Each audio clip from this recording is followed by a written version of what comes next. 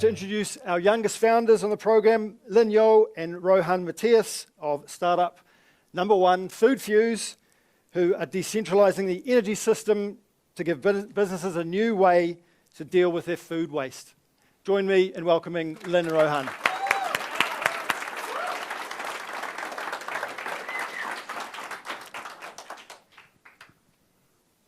Kia ora. I'm Lynn, and I'm a biochemist. And I'm Rohan, a mechatronics engineer. And we are the co-founders of FoodFuse, a startup transforming the way we are sustainable.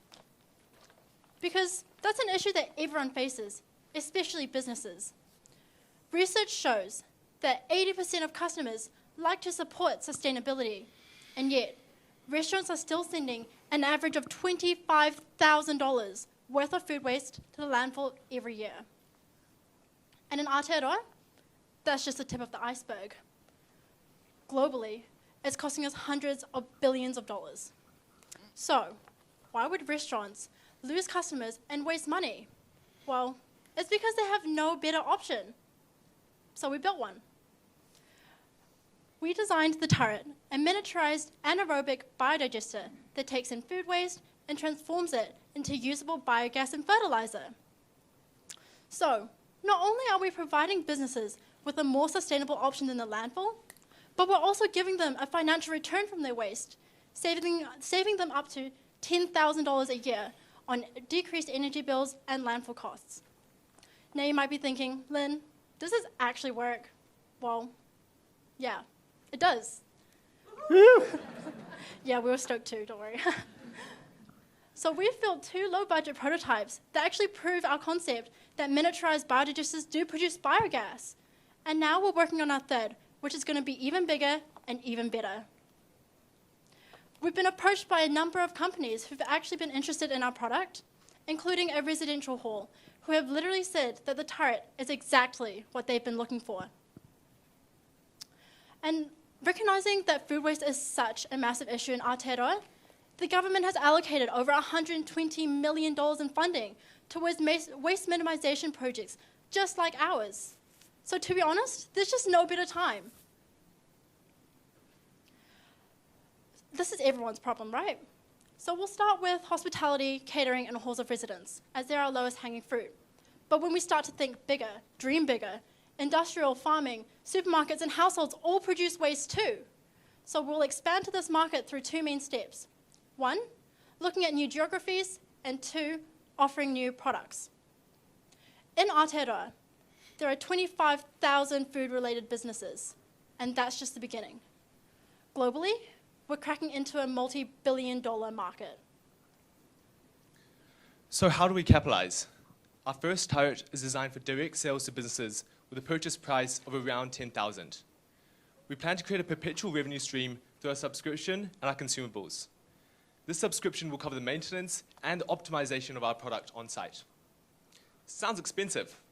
Well, actually, over the lifetime of the device, it will save restaurants up to $40,000 in landfill costs and energy bills, not to mention time saved with an on-site solution and the reduction in emissions, which shows that they're aligning with their customers' values. Well, when you look at the other solutions, there's actually not that many good ones. The landfill is expensive and it's bad for the environment. Composting is time-intensive, and all other miniaturized biodigesters, like home biogas, are designed exclusively for rural, off-the-grid living. Our product is compact enough to be able to deal with urban and suburban businesses' waste, making us the best option for this group. So far, in under a year, we've taken an idea, and we've built it all the way to a startup on the verge of market impact, and things aren't slowing down. We went through the Entree Launch Challenge and won the grand prize, and now we're doing further R&D before starting beta trials later this year. Through this whole process, we're working to patent our design to make sure it's protected as we move forward. So how are we going to get there? Well, first, we'd love to connect with people just like all of you, people who want to make a difference. And if you want to support a project doing just that, we'd love if you voted FoodFuse for the People's Choice Award. This is a massive chance to reduce emissions and also capitalize on a hole in the market. And we'd love for you, if you're interested, please talk to us afterwards. Additionally, judges, we're also looking for the Impact Award. We really believe that this is a product that can benefit both businesses and communities in Aotearoa and across the world. We'd love if you saw that vision as well. This will set us up well for our capital raise of 1.35 million planned for later this year. As a team with technical expertise and mentors with years of business experience, we know FoodFuse is going to take off. Look around. Natural disasters, emissions, things need a change. And food waste, a massive problem, needs a new and innovative solution. We are going to be the ones to bring that solution to life. And we'd love if you come along for the journey. We are FoodFuse, a company transforming the way we're sustainable. Kia ora. Okay, next startup. I'd like to introduce you to Taranaki-based Chris Watson and Thomas Wiseman. Chris is going to be speaking here today. They're co-founders of startup number 2, H2X, who are developing hydrogen fueling solutions for the heavy vehicle market.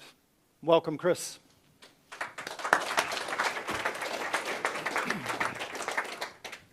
Kia ora. Okay, it started. We are H2X, and we are transforming the future of energy by delivering hydrogen solutions. Our vision is to make sure that everyone has access to renewable, affordable, and clean energy. Our mission is to decarbonise the economy while creating energy systems that are low for our consumers and creating jobs in the renewable energies. We all know the problem. We need to transition away from fossil fuels, and we have a product that should enable this. The solution, our product, will generate and store hydrogen to displace diesel in the heavy vehicle fleet and stationary generators, as well as LPG, natural gas, and coal in the thermal applications. So our product is unlike anything else out there. We produce a modular, scalable, and flexible product that will increase capacity as your demand grows, so that you don't have to lay out large capex immediately. No one else is building a system that generates and stores hydrogen in a modular way. And we want to demonstrate this technology by building a fast 100% hydrogen refueling system for trucks and buses. Oh, went too far. So the opportunity. The opportunity is to displace diesel, LPG, and gas. But you can't generate large quantities of hydrogen, as the need for hydrogen will be, it'll be gradual. So diesel will be first. So how do we start this? Well, diesel can currently be co-blended with hydrogen up to 50%, with just a small modification to the current diesel engines. And then eventually 100% hydrogen vehicles will be brought into the fleet, such as Auckland Transport here with their bus and Hyundai with their FCEV truck that's in the country now. The next opportunity will be to displace LPG and natural gas, and that will be through blending through the natural gas pipeline that's currently in the North Island. And then the likes of René have produced a 100% hydrogen hot water cylinder system. We want to take our product not only to the New Zealand market, but internationally. And we've designed it to ISO and New Zealand standards. And our first clients will be truck and bus fleet operators. So how are we going to achieve this? We have strategic partners. Enapta, who develop and build the electrolyzer that we use, and TIS. TIS are a company that specialise in delivering complex projects in the energy sector in Taranaki. So TIS and H2X are the same owners, so we can use those resources to get our product over the line. We've been talking with Fonterra and Auckland Transport, who have shown some interest. We've also been talking with New Zealand Defence Force. We have a memorandum of understanding with Hyundai, and we have an expression of interest with Hiringa. So who are we? Tom Wiseman is a technical and operations manager with over 15 years of experience in the energy sector, and myself, who come with a business leadership experience in managing companies here and in the UK. We believe that biogas will displace fossil fuels in the very near future. But we have a better product, as ours is cheaper to produce. Hiringa and Fabrum are two companies that are developing and working in the hydrogen space in New Zealand. We've spoken with Hiranga, and they want to continue talking with us because they believe we've got a product that they might want to use. Fabrum, who are currently working in the space that we have a collaboration with Anapta. But we believe we can work with both of these companies supplying storage and refueling solutions. So milestones, we started in 2019 and we built a prototype. We started blending trials with First Gas, so we were doing those for them. And we've achieved certification for medium pressure hydrogen storage. And now we want to build our hydrogen solution, and we're looking for someone to come along with us. So what do we want? Well, we want those people that want to make that transition over to a less use of fossil fuels. So if you don't know what you need, come and talk to us. But we're really looking for $2 million to build and demonstrate our hydrogen solution with a hydrogen refueler. So I'd like to say thank you, and to the judges, I'd like you to really consider us for the Innovation Award. Thanks. Our next founders are Zane Wilson-Young, going to come to the stage, and his partner John Skurink. Their startup is Energy Efficient Innovations. I had to ask John how to say that beforehand, and I think I got it right, eh? Yeah, I got it right. Energy Efficient Innovations integrate high temperature heat pumps with proprietary smart controls to decarbonise energy use in multiple industries. Welcome to the stage.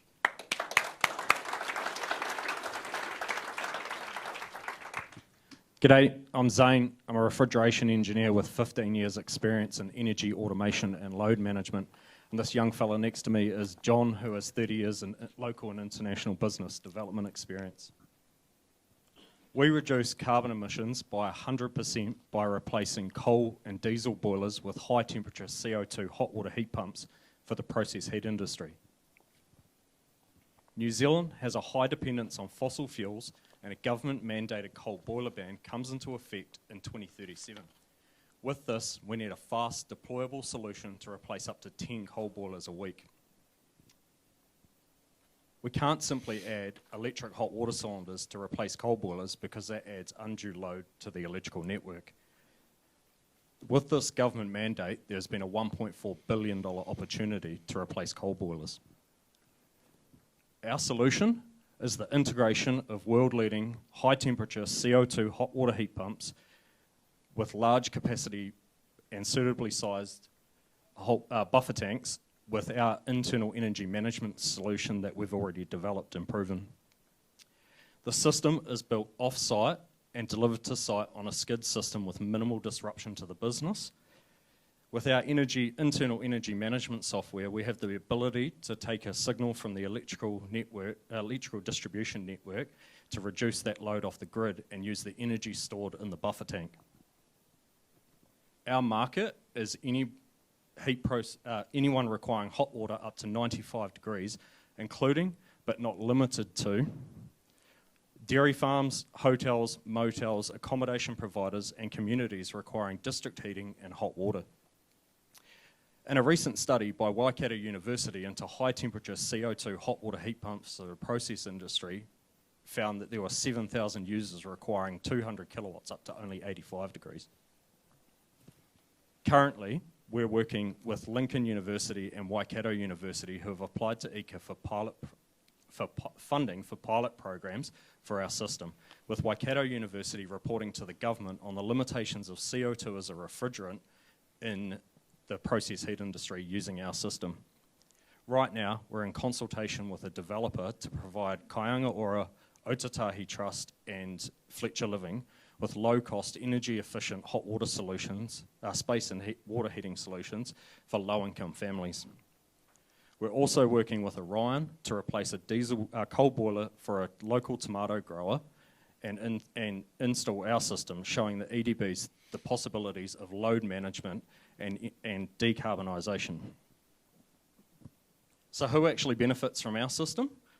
The customers with low entry cost and minimal disruption to their operation, while also avoiding the coming carbon taxes, and the possibility of being able to be incentivised by the EDB to reduce that load on the network at peak times. Therefore, the EDB also benefits by having a load management tool when we decarbonise the process heat industry. We will remove the barriers of entry for our customers by providing importation, assemble and lease model with decarbonisation as a service. Clients won't need to worry about large capital upfront costs or maintenance and servicing. They simply pay a monthly fee and remove the coal boiler.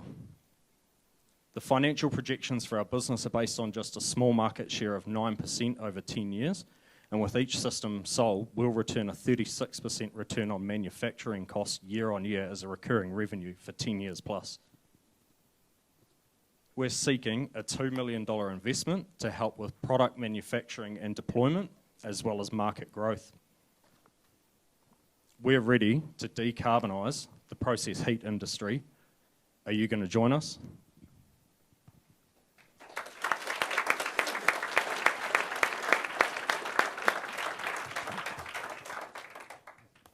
I'd like to welcome on the stage our next startup, CiRCLR.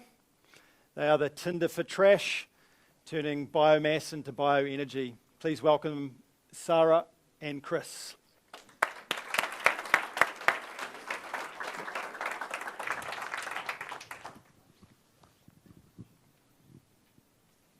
Kia ora. I'd like to ask everybody who's here from the energy industry today who thinks you're green, are you really living up to your clean green image? Kia ora. I've come from the front row of Fashion Week to talking to you here about food waste and clean energy. And it's because we shared the same problem, that being waste. A multi-trillion-dollar problem. You see, we both needed a large amount of waste to create our sustainable solutions. And when did you notice the greenwashing? Well, as things start to scale, I noticed a lot of the corners were being cut. I've seen factories make plastic bottles purely to be made into recycled polyester. And I saw fashion take-back schemes that were ending up in the landfill. So despite good intentions, it's not as easy as it sounds to be sustainable with waste. Ko Ngāti Manu taku hapu, ko ngā pui te iwi, ko Sarah ho. Kia ora everyone, I'm Sarah. Based in China, I was the Global Innovation Team Leader for H&M, and I worked in building sustainable innovations and circularity projects throughout our global supply chain. And this is my partner, Chris. Hey, I'm Chris. I'm the CTO and the product developer at CiRCLR. I've got a background in software engineering, and when I was in China, I was developing tech solutions for startups and enterprises like HSBC, Volvo, and China State Grid. I think it's pretty fair to say, Chris, that farmers have a bit of a gas problem, and carbon tax is hot on their tails. Now, globally, 1/3 of all of our food is going to waste. In New Zealand, that's at least 2.2 million tonnes of waste. Now, if we could divert just 10% of that to bioenergy, we could reduce over 39,000 tonnes and provide enough energy to provide all the homes in Manukau, Auckland for a year. So here's the situation. We have the agri-food industry, they have waste. We have the bioenergy industry, they need waste. But who's connecting the dots? Everyone presumes this is the easy part. But unfortunately, this is where most projects fail or are put on hold because they cannot get enough of their sustainable resources to grow. So we created CiRCLR to make circular economy simple for businesses. We can reduce waste going to landfill by connecting the biomass businesses with the bioenergy producers who need it to create clean, sustainable energy. And through that, we can create the traceability for them. So we're decarbonising multiple industries through waste using evidence-driven data. So we are CiRCLR, the tinder for trash. We're a matchmaking platform that offers a simple way to exchange waste as a resource. And this is how it works. We give you the tools to record and report on waste as it's generated, and using that data, we can use an AI algorithm to connect you with the bioenergy producers who need your waste to create sustainable energy. Through that transaction, we can measure the impact and we record that on our blockchain ledger so that we can create a system of traceability and transparency for consumers and businesses so you can prove that your sustainable energy is truly sustainable. We know that we do not have a lack of biomass that's suitable for sustainable energy, but what we do lack is a system that can connect all of these industries together. Here you can see with the use of CiRCLR, what was once waste is now a value-added opportunity. And that's how CiRCLR can connect the dots to get us all closer to our net zero targets. And here's why the energy sector needs CiRCLR now. Here is a map of the the food to energy crops. Now, we can see that the bioenergy market is about to double in 2028. We've talked to global organisations and they are fighting for feedstock. Already, the wood waste market has tripled in the past few years. So what's this going to look like, Chris? Imagine you work for Air New Zealand and your job is to source sustainable biofuel for your fleet. And you think you're doing the right thing, but you end up buying fuel from a source which is responsible for deforestation, displacing food crops, and starvation. How would you feel about that? Coming from the fashion industry, we face this all the time, and we were slammed with greenwashing claims and lawsuits all the time. So what should the energy industry do? If I was in energy sector, I'll be using CiRCLR to understand where our waste is going and to understand if we need more waste in the regions. And that's where we stand out from the competition. CiRCLR can provide traceability for your supply chains and all the sustainable actions that you can create through the exchange of waste through organisations. And we can give you the ability to scale that. And our business model is simple. We offer a SaaS platform with a monthly fee and a transaction fee for the exchanges of waste. So far this year, we've earned $7,000 in sales, and we have a large pipeline behind us. This year, we have gone to COP27, and we've had lunch with the Finnish Prime Minister and spoken to global businesses. We want CiRCLR to be the norm in how businesses deal with their waste, and that's why we're asking you to join our circle. We're looking for connections into the energy industry and conversations with investors to help us grow and scale this business globally. Thank you. Thank you.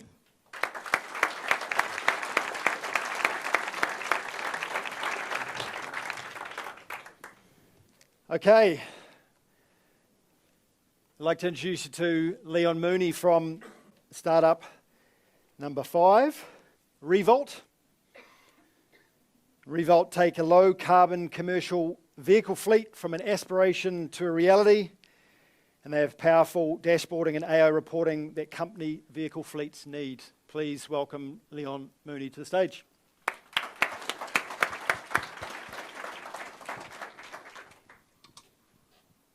Kia ora. My name is Leon Mooney, and I'm one of the founders of Revolt. Revolt seeks to lower the world's carbon emissions, and we intend to do this by helping commercial fleets of vehicles decarbonise by accelerating their transition from ICE vehicles to EV and plug-in hybrids. How good are fuel cards? At the moment, you go to the petrol pump, you swipe your card, or you use the app and the company pays. It's easy, it's transparent, and it's measurable. If we take my co-founder, Isaac Firestone's previous experience with 4 fleet vehicles on the road, the lease terms were coming to an end, and having an EV in his home life like a hero, he decided to explore this option for his business. The staff were really keen, and their feedback was, yeah, I'd love to drive an electric vehicle, until they started asking questions like, how are you going to pay for the usage because, oh, that was the laser, sorry. How are you going to pay for the usage because I'll be charging this at home, and do I have to install something at my house because I'm actually renting? So there's currently no accurate way to measure the EV charge usage without a costly physical install or waiting around at a public charge station, which is obviously on the company clock. What happens if an employee moves house? What happens if an employee leaves? Who owns that hardware? How do you arrange that? So we have the solution. So the core product of Revolt is a dashboard that integrates data sources from anywhere, including our smart plug. There we go. So originally, in true startup fashion, we had thought this might be a hardware problem, and so we went down the rabbit hole of prototyping and testing, and eventually found something off the shelf that was able to do most of what we needed. And this has taken us through consumer trials and end user trials very successfully. So now, whether you're filling up at a petrol station, charging at home, or a public charge station, we can capture and report on your energy usage. And with the ability to run exception reports, track your CO2 footprint, and effectively keep your staff on the move, it'll be really easy to see the impact on your bottom line. Conversations with Toitu Envirocare, who are a carbon certification company and New Zealand's only carbon certification company that can certify to international ISO standards, have been really positive. They think that our solution can be used with all of their customers who are on their decarbonisation journey. We have applied for and are in the process of gaining certification as an approved product from them. And once complete, this will give us huge credibility in the eyes of their customers. Customers like BNZ, Fonterra, and Works Co-working. In 2020, the global fleet vehicle number was estimated to be 10 million. And by the end of the decade, it's projected to be more than 15 million. And you consider that commercial fleets often refresh every 3 to 5 years. And with a tool like Revolt, it can actually enable not just the 50% growth this decade, but it can get us access to 15 million vehicles worldwide. Our target customers are large fleet companies or companies with a large fleet, companies that have ESG reporting requirements, perhaps government mandated ones, and customers who are, companies who are already on their decarbonisation journey. Our business model is a one-time setup fee and a subscription charge per vehicle. This will give you a range of service levels, from just dashboard access to full data analysis of energy consumption and detailed smart reporting across your fleet. There's a real opportunity right now to solve this problem and remove this barrier in the transition to EV and hybrid. And as such, there are some companies and partnerships that are doing part of what we're achieving right now. You could call them competition. But what we have, our real advantage, is that we're not part of energy delivery supply chain. We're not trying to sell fuel as an ulterior motive, and we're not also trying to sell home install boxes. We think they're really good solutions, but that's not us. Our consumer trials have been completed and went really well. We've proved the capability of our hardware. Toitu, EnviroCare, Fulton Hogan and CityCare and others all agree that there is a need for a product like ours, perhaps our product. And we're really close to a letter of intent with one of those mentioned. Our hardware is CE certified with software and integrations complete.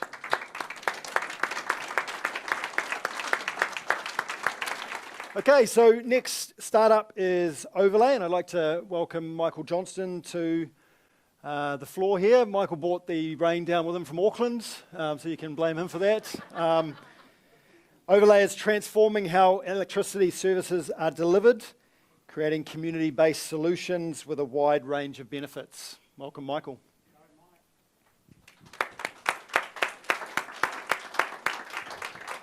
Let me start with a problem for you. Did you know that every 2 minutes, the energy generated from the sun to the earth is equivalent to the annual consumption of all of mankind? After 20 years of building telecommunication networks in some of the biggest countries in the world, I came back to New Zealand and realised that the way we build infrastructure is wrong. We constantly want to change the game without understanding that we can change the field the game has been played on. So this better way of thinking, we started looking at what we can build. Our vision, we built Overlay with our vision to transform how utilities are developed and delivered. So here's your fun fact for the day. George Jetson was born in July 2022. Here's another fact. By the time he was a teenager, the electricity grid he relies on won't work. Electricity would have gone up, demand would have gone up by 5 times. Cars will be electric, and gas and coal will have been phased out.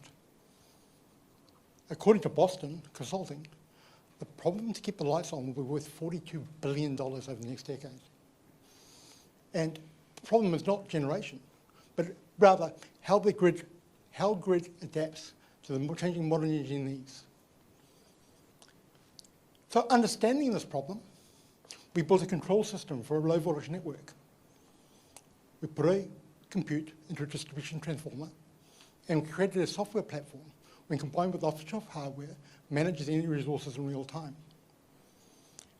With our proprietary algorithms, we can manage demand, distribution, and supply of energy, creating a community which can share resources and value stack.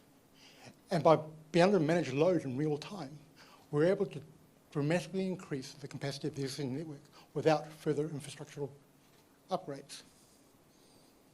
creating a model benefiting the community, the members of the community, and the grid it's attached to. A solution we've had piloted in South Auckland. So to put this in context, Te Kaha in the Eastern Bay of Plenty, where a $22 million upgrade has been deferred with the community energy solution, whilst sorting out power outages, as well as industry, creating a platform for industry. The market we've created, though New Zealand's a great sandbox for us, and potentially a market of 180,000 transformers. Australia, 1.5 million transformers are going to require a $20 billion upgrade immediately. And in the US, a 35-year-old network will require between $7 and $8 trillion to merely keep the lights on. Our business model, with 2 patents in process and a full understanding of the legislative structure, we've concentrated on B2B sales, initially focused on communities, community bodies, developers, and retirement communities. We've come up with a common language to distributors and created a model that we can now build and launch solutions. Creating a SaaS model based on a monthly SaaS model based on 10 to 20-year contracts.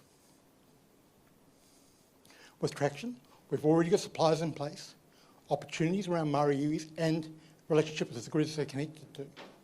Initial conversation with Fletcher Residential around community energy, and initially now, very recently, a discussion with a small community or a small town in the southern Manawatu. We're looking at the moment for a revenue projection of 4.5 million over the next 5 years, broken down into a recurring revenue based on our licensing model and a project-by-project basis. We've looked, in this case, in just New Zealand in isolation, but we're looking to look at expansion in our next round to both Australia and into the US. With a team of 50 years' experience in telecommunication, IT, machine learning, etc., we feel that we've created the right foundation to be able to launch these kind of solutions. And with diversity being very important to us, the next person we're going to bring on board is someone to look after the Mariuis we're dealing with and start looking at business development. Our ask, having built the viable solution we've got in place at the moment, we're up to MVP at the moment, as well as 2 years of bootstrapping this solution. We're looking for $2 million based on a cumulative revenue of $11 million for the close at the end of this quarter.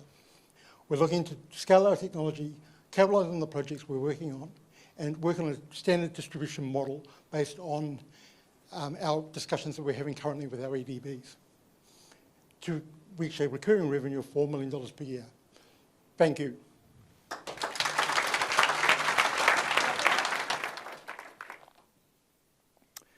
Okay, our next founders are Nick Donkers and Liam Brown from startup number 7, Sunfold, a novel solution to help solar installers and developers lower costs and increase efficiency by rapidly deploying ground-mounted solar at any scale. Welcome, guys.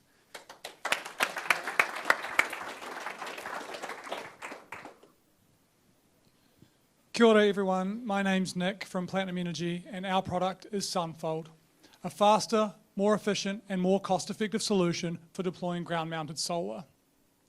Solar power is one of the cleanest and most abundant sources of electricity generation available and is vital to the renewable energy transition. But traditional ground mounts are far from perfect. Typically these systems have a poor ratio of ground coverage. So in areas such as productive farmland, more land is required to allow for spacing between panel rows to eliminate the impacts of shading. But this is just the start. Time and labour are the real killers here. Labour costs can heavily impact the budget of a solar installation. For example, in rural Australia, an unskilled labour unit installing solar can cost as much per hour as a Melbourne lawyer. From local installers of distributed systems right up to utility solar farms, even with teams working as efficiently as possible, installing traditional solar is still a slow, labour-intensive process. These systems are constructed on site with a small army, lugging materials and working on ladders to build a frame structure. In fact, this process accounts for over 40% of a total project's timeframe before even hanging a single panel. This is the basis for Sunfold, a prefabricated mounting solution that allows for rapid deployment. It can be installed up to 3 times faster, working at ground level, with up to 70% reduction in labour inputs and half of the land requirements of a traditional system. A team of just 3 people can install over 100 kilowatt of solar with Sunfold in just 1 day. Sunfold is delivered to site, unfolded and secured, ready for panels to be connected to pre-installed wiring. At a lower overall cost than existing options, Sunfold is a solution that is simply deployed rather than constructed. Ground-mounted solar makes up 55% of the total global solar market. And in New Zealand alone, there are over $3 billion worth of ground-mounted solar projects to begin construction in the coming years. More specifically, the global ground-mounted racking segment is predicted to reach $27 billion by 2030, which presents a massive opportunity for Sunfold to exist in this market. Our business model will consist of sale and distribution through a network of solar installers and developers. We have an initial expression of interest from Sumac Phonosolar, a global Fortune 500 company, around how we can vertically integrate within their existing operations, providing us a pathway to accelerate growth and expand our reach. In terms of our go-to-market strategy, our prototype development will be completed by the end of Q3 this year to validate our speed of deployment and our installed price target. We'll begin delivery of our minimum viable product from Q4 this year directly to customers from our existing pipeline and through our partnership with Ruralco. From here, we'll continue R&D and commercialize Sunfold, outsourcing manufacturing to further reduce our unit costs. The competitive landscape has traditional systems with a lower material cost, but a more complex and costly installation, and prefabricated systems being more capitally intensive up front, but more efficient to install. Sunfold will deliver a solution that's more in line with traditional procurement costs, but has the benefits of a prefabricated system. We'll achieve this by manufacturing a robust product that can be deployed by semi-skilled labour with no prior training and is universally compatible with any solar panel. Sunfold's being developed by myself and my business partner Liam, a trained mechanical engineer. I studied commerce before starting my own business, and Liam and I have been working together for the last few years on ground-mounted solar with a focus on the agri sector. Between us, we have diverse skill sets that complement each other well. Looking forward, we'd want to add strategic advisory, build out our governance team, and expand on our sales and business development capabilities. We'll be working with Callaghan Innovation alongside Alice Terry to develop our IP strategy and file a patent on the design. We've carried out a third-party patentability and novelty search and have identified some key unique features that set Sunfold apart from anything else on the market. We've bootstrapped our operations to date, where we've built and tested a functional scale model, and we're finalising our prototype design. We'll be seeking to secure finance via a pre-seed raise of $500,000, which would be allocated to engineering, compliance, development of our IP, and delivery of our minimum viable product. With Sunfold, simplicity is key, a solution to help solar installers and developers lower costs and increase efficiency by rapidly deploying ground-mounted solar at any scale. Thank you. I'd like to welcome on stage our final startup. It's Alimentary. I'd like to invite Matthew Jackson and Haman Martin. Their one-liner is, "Shit happens." Creating energy from waste. Welcome.